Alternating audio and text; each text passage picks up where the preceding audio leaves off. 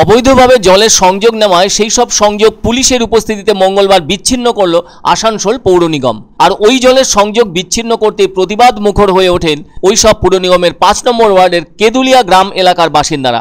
আসানসোল পুর নিগমের চেয়ারম্যান শেখ সামরানের নেতৃত্বে বিচ্ছিন্ন করা হয় ওই এলাকায় অবৈধভাবে নেওয়া সমস্ত জলের সংযোগ। আর এও জানিয়ে দেওয়া হয় যারা এ ধরনের অবৈধ জলের সংযোগ নিয়েছেন তাদের সকলেরই জলের সংযোগ বিচ্ছিন্ন করে দেওয়া হবে। ওদিকে ওই এলাকায় জলের সংযোগ বিচ্ছিন্ন করার প্রতিবাদে সোচ্চার হন মানুষজন। তাদের দাবি, কোনো রকম নোটিশ ছাড়াই কেন তাদের জলের সংযোগ বিচ্ছিন্ন করে দেওয়া হলো। তাই তাদের প্রশ্ন, তারা জল পাবেন কোথা থেকে? তাহলে রাস্তার ওপর যে পানীয় জলের কল রয়েছে তাতে দ্রুত জলের সংযোগ দিতে হবে।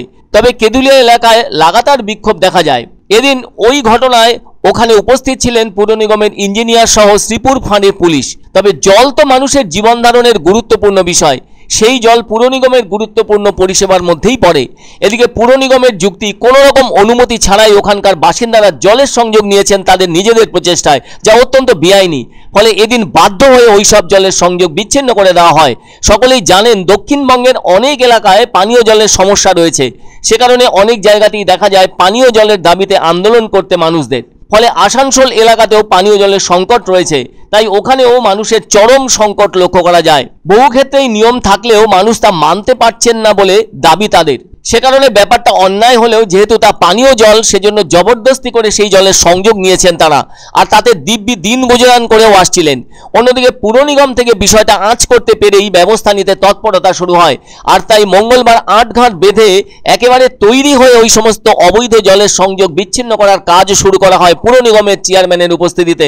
তবে যারা ওইভাবে বিনা অনুমতিতে জলের সংযোগ নিয়েছিলেন তারা কেন সেই সংযোগ নেবার আগে পুর নিগমকে তাদের সমস্যার কথা জানাননি, সেটাও বোধগম্যের মধ্যে আসছে না। তবে অনেকে বলছেন সাধারণ মানুষ না হয় অবৈধভাবে জলের সংযোগ নিয়েছেন, সেক্ষেত্রে ওই জলসংযোগ বিচ্ছিন্ন করার আগে রাস্তার কলের জলের সংযোগ করে দিলে আর যাই হোক অত গলা উঁচু করে কথা বলার সুযোগ পেতেন না ওইসব এলাকার বাসিন্দারা। আর এ তো পানীয় জল, জীবন ধারণের মহাসম্পদ, জল বিনে তো চলাই যায় না।